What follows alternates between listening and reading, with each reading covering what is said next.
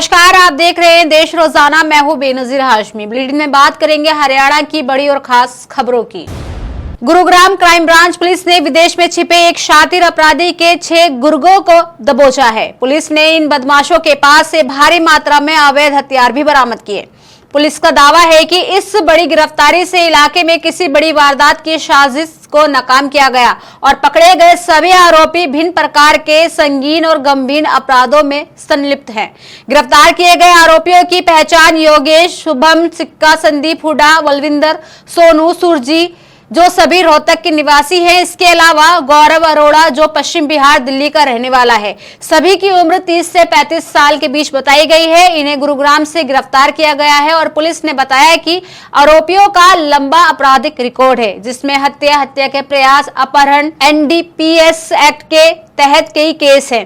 Police के मुताबिक ये लोग विदेश में बैठे गैंगस्टर दीपक नादल और हिमांशु भाऊ के लिए काम करते हैं और सोशल मीडिया के जरिए गैंग से संपर्क में हैं। आरोपियों के कब्जे से 4 पिस्टल, 18 जिंदा कारतूस, 6 मोबाइल फोन और हवाला में इस्तेमाल हुआ करेंसी नोट भी बरामद किए गए हैं। पुलिस इस बात की जांच में लगी हुई है कि इन हथियारों का इस्तेमाल आखिर कहां किया जाना था और इस गिरोह में कितने लोग शामिल हैं।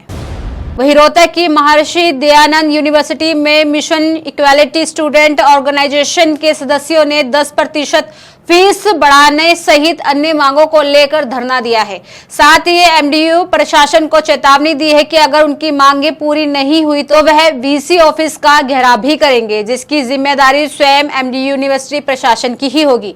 प्रदर्शन पर बैठे छात्रों ने कहा कि धरने पर बैठे हुए आज तीसरा दिन है, लेकिन अभी तक यूनिवर्सिटी प्रशासन की तरफ से उन्हें बातचीत के लिए नहीं बुलाया गया। छात्रों की 3 मांगों को लेकर धरना चल रहा है, जिसमें अन्य छात्रों का समर्थन भी मिल रहा है। प्रदर्शन पर बैठे छात्रों का कहना है कि MD यूनिवर्सिटी में 2022 में EC की मीटिंग के दौरान एक प्रस्ताव पास किया गया, जिसमें हर साल 10% फीस बढ़ाई जाएगी। इस नियम को रद्द किया जाए, क्योंकि अगर किसी कोर्स की फीस सालाना 50,000 या 70,000 रुपए है तो उसकी अगले साल फीस 10% बढ़कर 55,000 या 77,000 हो जाएगी। छात्रों ने विरोध करते हुए कहा कि यूनिवर्सिटी को फाइनेंस कंपनी की तरह चलाया जा रहा है, जिसमें हर साल ब्याज को बढ़ाया जाता है। इसका बोझ विद्यार्थियों पर ही पड़ता है।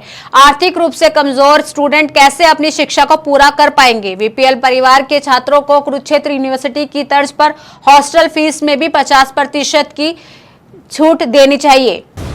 हिसार में डेयरी संचालक जीवन की हत्या के 9 दिन बाद भी मुख्य हत्यारों की गिरफ्तारी नहीं होने पर किसान नेता राकेश टिकैत ने सरकार और प्रशासन पर सवाल खड़े कर दिए।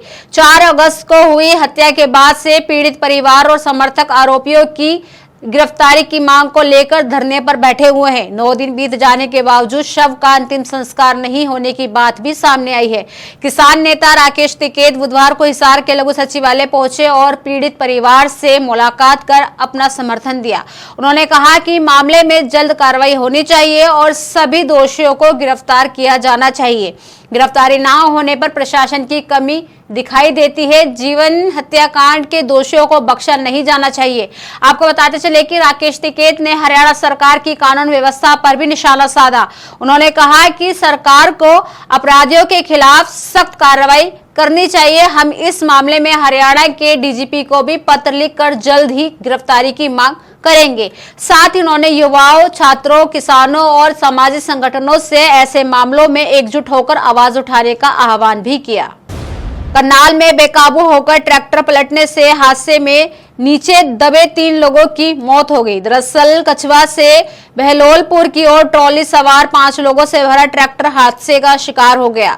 ट्रैक्टर सड़क से उतरकर खेत में पलट गया। हादसे में ट्रैक्टर के नीचे दबने से 3 लोगों की मौके पर ही मौत हो गई, जबकि 2 लोग गंभीर घायल हैं। मृतकों में 2 सगे भाई बताए जा रहे हैं। हादसे के बाद मौके पर चीख पुकार मच गई और ये सभी गांव उमरपुर, जिला शामली के रहने वाले बताए गए। जब घायलों के परिजनों उनको करनाल से रेफर करवाकर अपने इलाके ले गए। हादसे की जानकारी मिलते ही आसपास के ग्रामीण मौके पर पहुंच गए।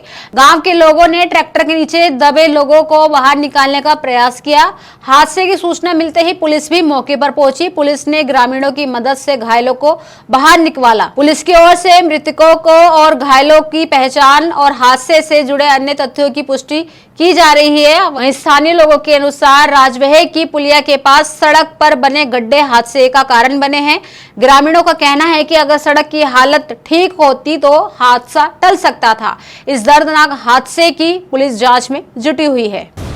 वहीं हरियाणा सरकार ने 15 अगस्त स्वतंत्रता दिवस के अवसर पर राज्य भर में आयोजित होने वाला समारोह के लिए ध्वजारोहण करने वाले गणमान्य अतिथियों की लिस्ट जारी कर दी है। मुख्यमंत्री नैब सिंह सैनी हांसी में, जबकि राज्यपाल असीम कुमार घोष यमुनानगर में स्वतंत्रता दिवस समारोह में बतौर चीफ गेस्ट शामिल होंगे। वहीं प्रदेश के विभिन्न जिलों में कैबिनेट मंत्री, सांसद और विधानसभा के वरिष्ठ पदाधिकारी ध्वजारोहण करेंगे। जारी हुई लिस्ट के अनुसार कांग्रेस के बागी एमएलए को भी अपने अपने विधानसभा क्षेत्र में उपमंडल स्तर के कार्यक्रम में चीफ गेस्ट बनाया गया है। जरनैल सिंह रतिया, हथीन में मोहम्मद इजराइल व पुल्हाना में मोहम्मद इलियास, शैली चौधरी नारायणगढ़ में ध्वजारोहण करेंगे। स्वतंत्रता दिवस समारोह केवल जिला मुख्यालयों तक सीमित नहीं रहेगा। सरकार ने उपमंडल स्तर पर भी ध्वजारोहण के लिए जनप्रतिनिधियों और अधिकारियों की ड्यूटी लगाई है। कालका में विधायक शक्ति रानी शर्मा, पानीपत के इसराना में विधायक प्रमोद कुमार विज, समालखा में विधायक मनमोहन भड़ाना और गोहाना में विधायक देवेंद्र कादियान ध्वजारोहण करेंगे। तो वहीं पंचकुला के जिला स्तरीय कार्यक्रम में मंत्री श्रुति चौधरी मुख्य अतिथि रहेंगी। इसके अलावा कालका उपमंडल में विधायक शक्ति रानी शर्मा स्वतंत्रता दिवस समारोह में ध्वजारोहण करेंगी। तो ये थी हरियाणा की बड़ी और खास खबरें। कल फिर होगी मुलाकात ऐसी ही ताजा खबरों के साथ। तब तक के लिए बने रहिए हमारे साथ और देखते रहिए देश रोजाना। नमस्कार। सब्सक्राइब करें देश रोजाना के YouTube चैनल को और नई वीडियो की नोटिफिकेशन पाने के लिए बेल आइकन जरूर दबाएं। अगर आप ये वीडियो Facebook या Instagram पर देख रहे हैं तो पेज को लाइक और फॉलो जरूर करें और ज्यादा से ज्यादा शेयर करें।